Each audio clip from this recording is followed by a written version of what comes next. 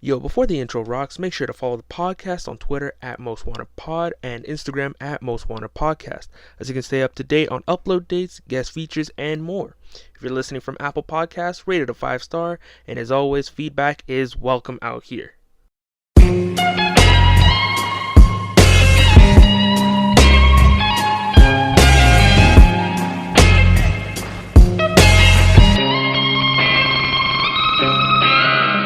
Welcome back to another episode of the Most Wanted Podcast, where ain't nothing safe from discussion. Just wanted to throw this out there in the beginning of the episode. Merry Christmas, Happy Kwanzaa, Happy Hanukkah, and if you don't celebrate any of those, have a happy holidays. Hopefully this episode should be coming out before New Year's, but if it doesn't, then Happy New Year's as well. Hope everyone enjoys. But for this episode, I wanted to talk about something that happened in the restaurant. For those of you who don't know, my family owns a restaurant, a Marathon Ethiopian restaurant, located 130 10th Street Northwest. Fire Ethiopian food. Am I a little bit biased? You could definitely say so, but trust me, it is worth it. Of course, you can only get takeout and delivery right now due to the current lockdown, but I definitely recommend ordering for takeout through us.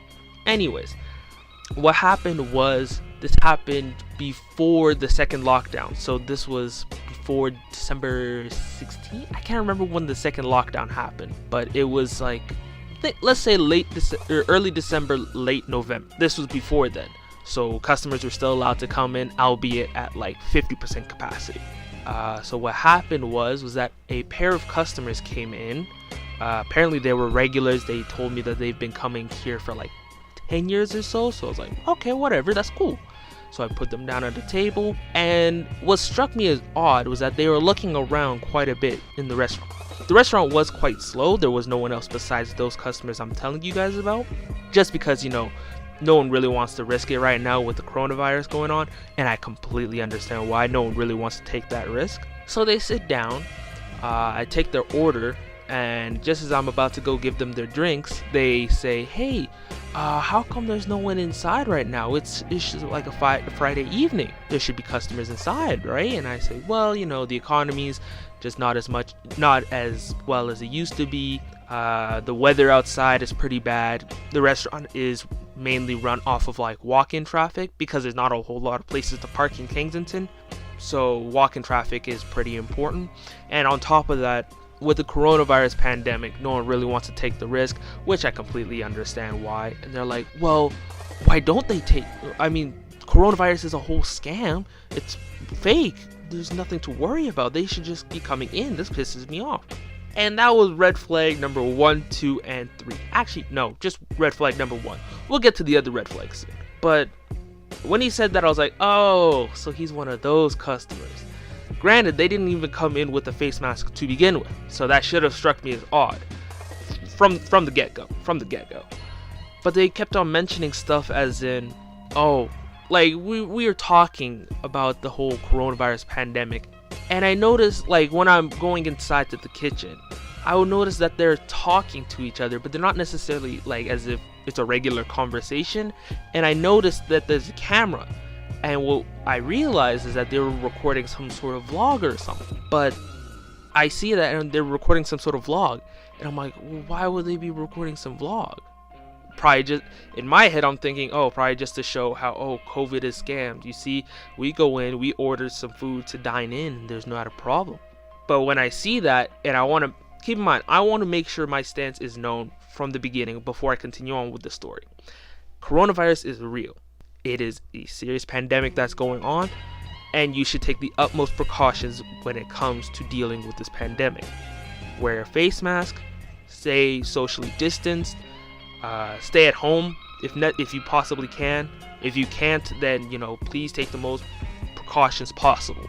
Use hand sanitizer as well whenever possible, and just try and stay safe as much as you can, because that's the only way we can probably get through this. And so they continue talking, and the guy, it was a couple, it was a man and a woman. The guy was saying, oh yeah, I was in the military for about 10 years or so, and this is just the most basic form of psychological warfare. We learned about psychological warfare in the military, and this is just the most basic form of it that the government is using towards its population.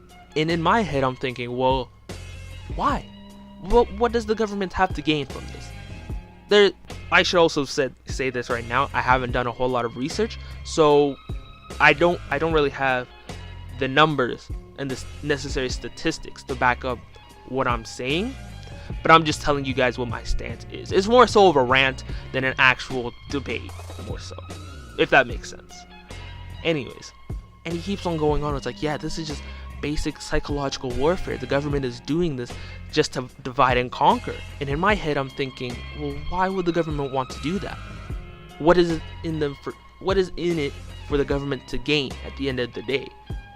If anything, the government is losing. They're losing money at the end of the day. The economy is in shambles right now. It is a complete shit show. And so what would the government have to gain? But the problem is I can't say any of these things to the customers.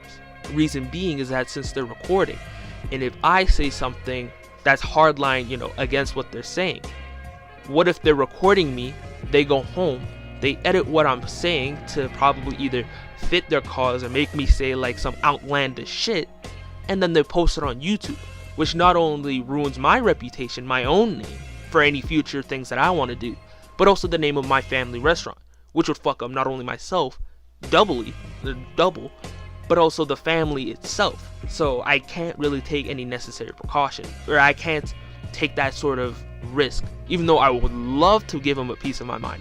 I can't. So I sent these. I don't really remember what they said because it's been almost a month now, so I have it on my phone because I wrote it down the day of because I knew I wanted to talk about this. So they said, yeah, COVID has killed the same amount of people as the flu did. And okay, that is true. Apparently so. But the flu, there's already the vaccine is there for it. COVID, it is much more contagious. And at the same time, it's just, for example, one of my buddies, Matab, if you're watching this on YouTube, by the way, this is on Matab's channel. So, Matab, I see you out here. I hope you're feeling better. I'm definitely going to check in on you after this recording. But yeah, like he was affected by the coronavirus because he was diagnosed with it. And he was symptomatic to the symptoms. So he was just in pain, constant pain. Like, I know that's a joke, right? Like, I'm just in infinite pain, immaculate pain sort of thing. But no. Like, this guy was seriously in pain. Like, it was hard for him to breathe. His chest hurt. He felt numb everywhere, hot and cold constantly. And thankfully, it wasn't bad to the point where he had to go to the hospital. Thank fuck. But at the same time, he still was in so much fucking pain. Now, I'm pretty sure that he should be clear based off of testings again. He should be clear. I will check in with you about this, Matab, just to be sure. I hope you're feeling 100% better. You and your family. But yeah, they kept on saying COVID has killed the same amount of people as the flu.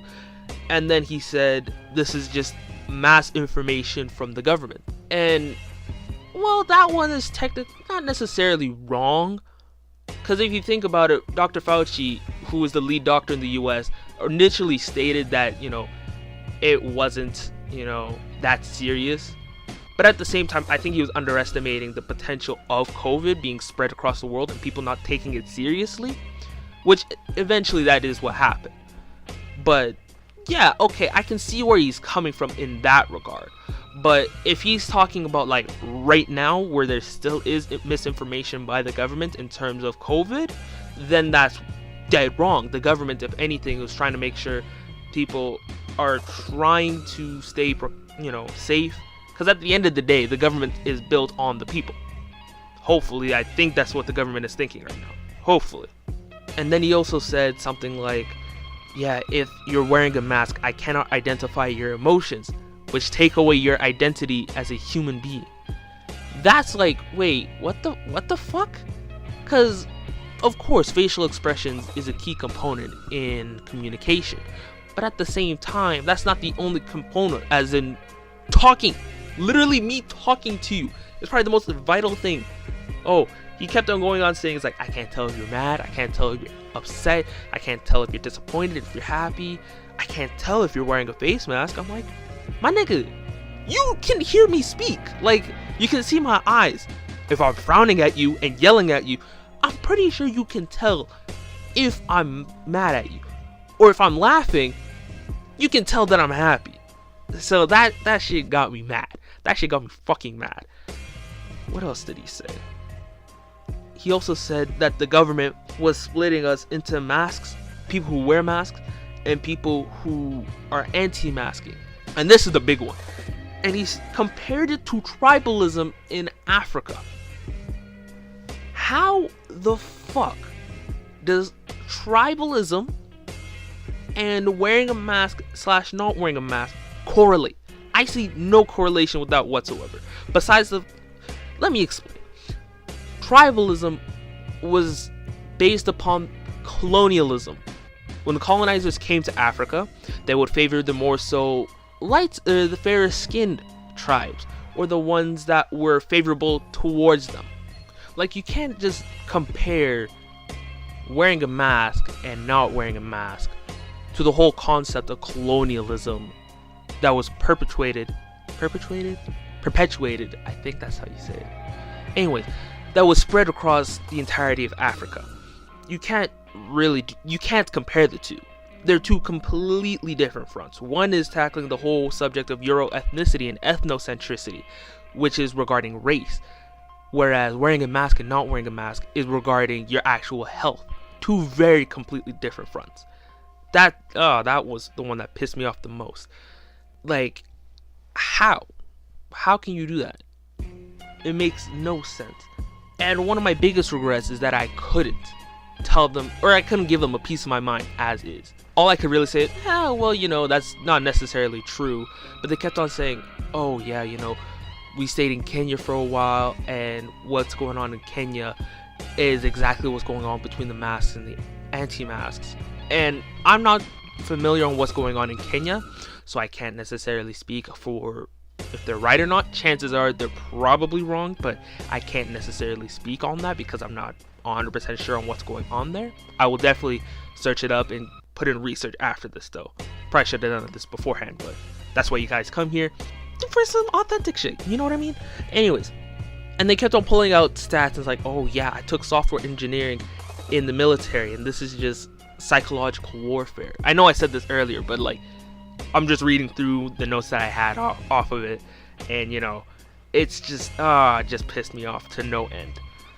Oh man, that's the worst part of it all. Like, think of it like someone is comparing what's going on in the world, right? COVID has affected all over the world. That's just a fact. Between masks, anti-masks, that's more so of like a Western thing. Specifically, I would say in the US, Canada now, maybe the UK. I know the UK just got a new strain of corona, so hope they're safe. Recently, I just saw that Ontario has just gotten a new case of that new strain from the UK. Someone brought it to Ontario, so fuck.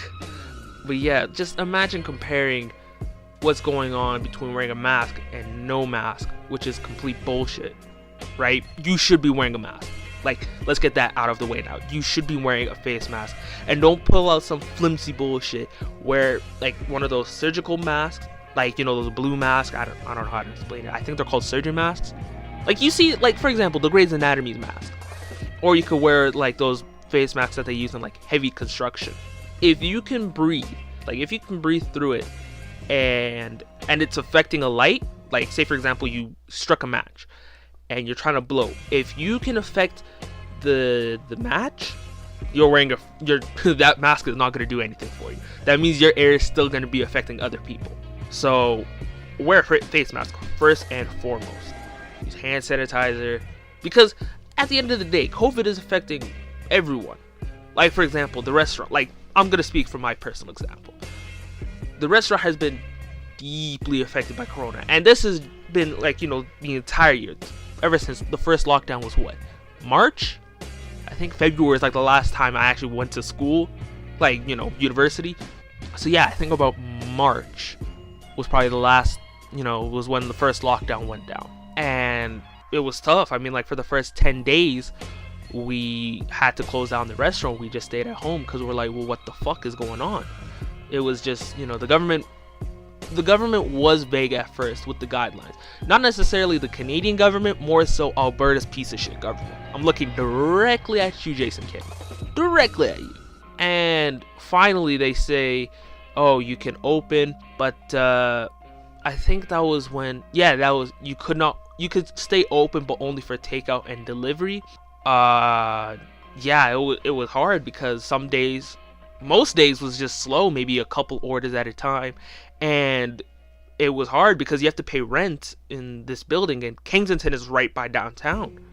And it's super expensive. Last I checked, rent is about $6,000, almost $7,000 a month. It's stupid. It's fucking stupid.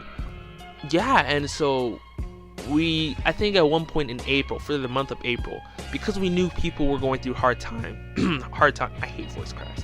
Anyways, we knew people were going through hard time, and so what we decided to do was during the month of April, every Wednesday from about 12 in the afternoon till 4, we would have like a steam table set up right by the door of the restaurant, and it would have, a whole bunch of veggie stuff, meat.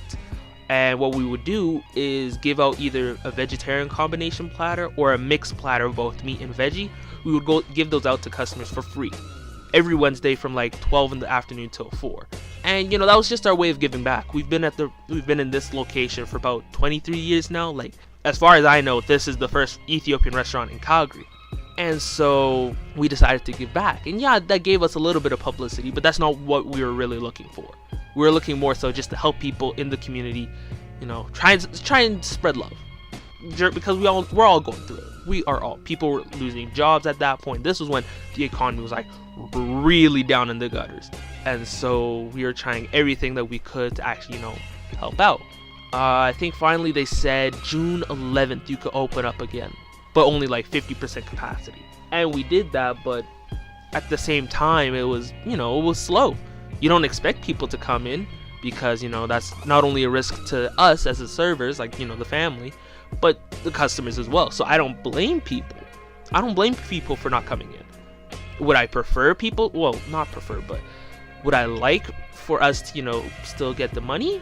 Well, yeah, of course. The restaurant still needs to go on. We still need to make a living. But at the end of the day, your health and your actual, you potentially living or dying, I think that comes at a higher priority compared to, let me make a quick buck here and open up, full capacity. No, that's useless. That's legit the dumbest shit I've heard.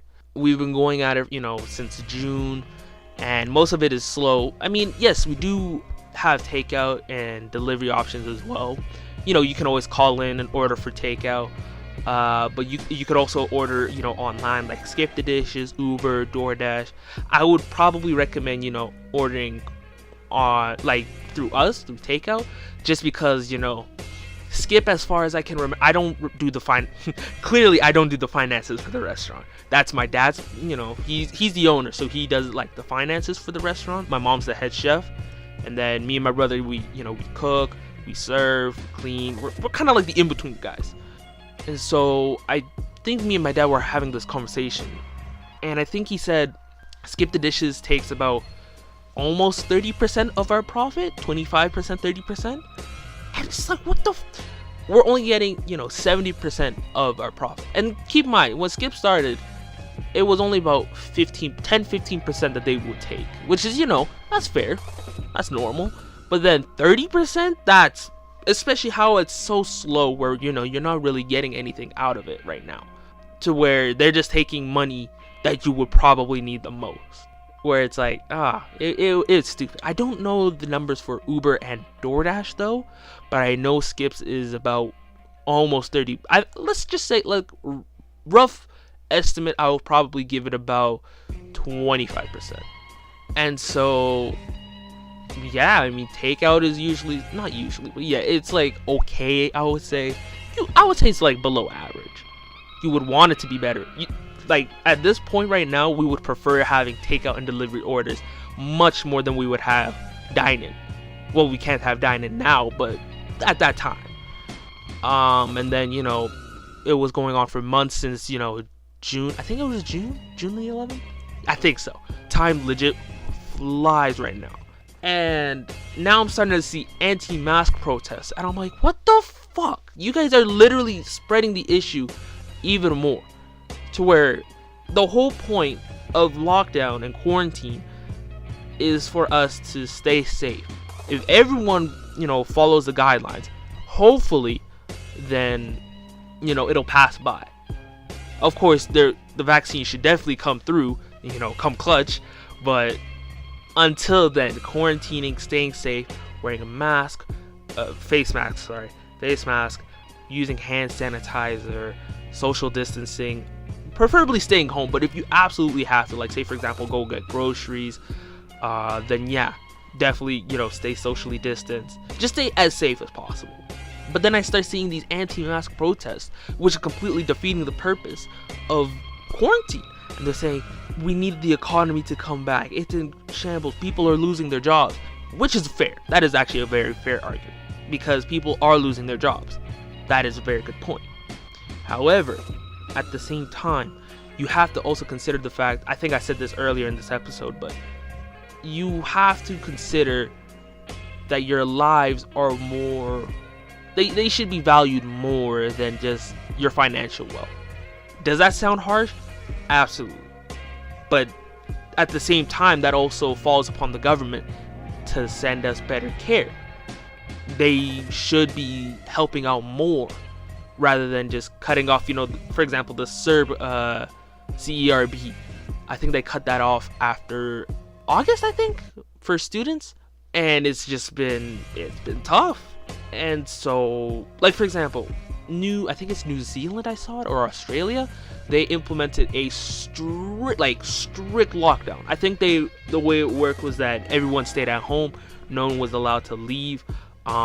People were sent food by the government, like, I think it was either by city officials or like the actual national government would send, I think it was the army itself would roll out, and they would give food for each house, depending on, how many people lived in that house, and so on and so forth. And now they're having, I think they have rugby stadiums, like 40,000 people full, full-on concerts, and no one's getting infected. Reason why, they did have to go through the harsh precautions, but ultimately it paid off to the point where they're back to as close as how it was pre-COVID as possible.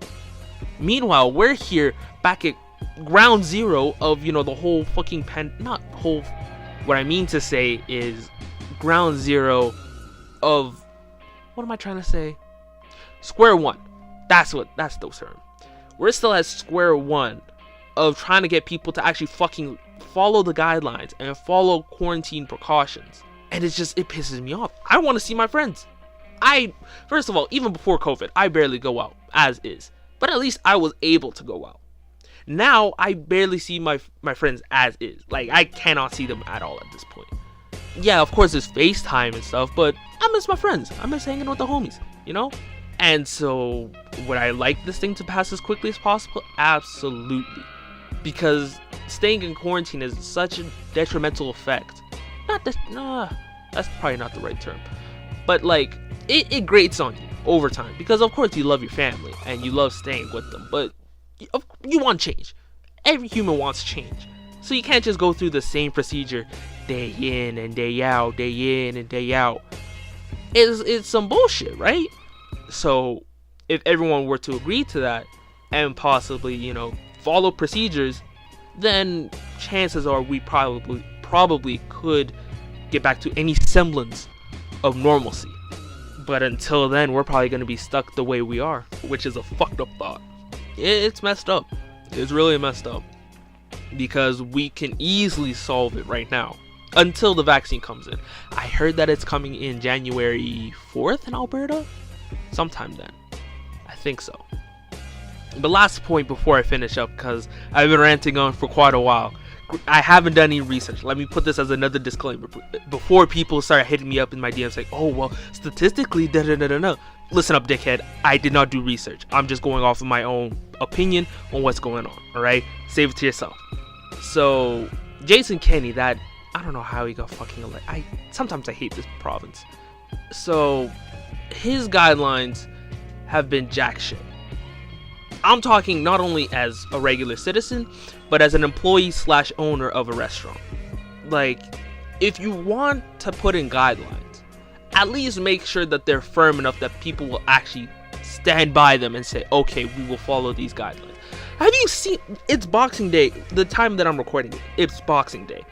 People are lining up in Crossfire Mills right now. It's some grade A bullshit right now. I don't even, like, I only saw a video of it on Twitter, so I can't really say for sure. But I didn't see a whole lot of people wearing masks. I did see masks on. There should be masks on because, as far as I know, they're now, in the month of December, finally is a mandatory mask bylaw. But I don't know why it took that long to begin with. What the like, COVID started in March. Why the fuck would it take that long? Anyways, he said office spaces would be closed. This is before, the firm lockdown, the second lockdown came in. He said, restaurants would be open. No, he said, sorry for going back and forth. But he said office spaces would be closed, and yeah, office spaces would be closed down, but restaurants and bars would still be open at 50% capacity. What the fuck? Keep in mind, this is, like, when he made this public address, this was probably late November. I think November 28th? I think? Let's just say late November. And this was when Alberta's numbers for COVID were probably second highest. It still is second highest right now. I think it goes Ontario, then Alberta, then I think Quebec is third overall in terms of COVID numbers in Canada. And as Alberta's numbers were surging, Jason Kenney comes up with some vague guidelines to where, office spaces will be closed, bars and restaurants will only remain open, but 50% capacity. Now there's finally going to be a mandatory mask, mandatory mask mandate. That's the term. Wow, my English really isn't as good as it used to be. Oh, well. Yeah, it was fucked up. Not fucked up in the way, like, it's horrifying to see, but fucked up as in, this is who the people elected into power. And I still remember him not implementing any sort of police effort against the anti-mask protest. There were Trump flags there. I remember seeing a Proud Boys flag there. For those of you who don't know, and I'm pretty sure I know what it is, but I'm pretty sure. The Proud Boys is a sort of like anti-faction against the Black Lives Matter. Think of it more so like Blue Lives Matter, which is Blue Lives Matter is supposed to be against the Black Lives Matter protest, to where Blue Lives Matter is supporting cop lives. Cops, of course, are a vital part to our system. Well, now I'm on a fucking tangent towards Black Lives Matter. That'll probably be for another episode. Blue Lives Matter is pretty much just a made-up group, I would say. It's kind of a vague way of saying it, but it's like a group made up with the specific purpose of shutting down the idea that Black Lives Matter. We're saying, cops' lives matters too. Of course they matter, but the whole point of you making that up is now defeating the purpose of Black Lives Matter. Anyways, that's a different time. That's for a different episode. But at the end of the day, his guidelines were weak at that time. Now he's finally coming in firm. Pause. Oh, fuck. Pause. Oh, wow. Anyways. So, at the end of the day, hope you guys stay safe. Stay healthy. Wear a mask. Socially distance. Use hand sanitizer whenever. Stay connected. Always check up on your friends, on your family, because you never know what people are going through, especially during lockdown. And it's tough for everyone.